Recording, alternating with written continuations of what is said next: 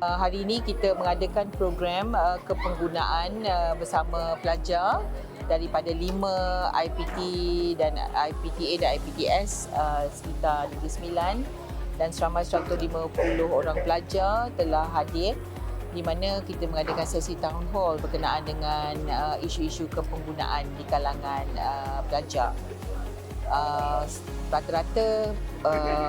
ada keperluan lah di kalangan pelajar ni untuk kita memberi latihan dan meningkatkan kesedaran mereka berkenaan dengan hak-hak kepenggunaan dan bagaimana mereka boleh memainkan peranan yang lebih berkesan di kalangan masyarakat sekitar mereka, keliling mereka, di kalangan pelajar-pelajar lain dan juga di kalangan ahli keluarga mereka dan juga ahli masyarakat berkenaan dengan isu-isu kepenggunaan.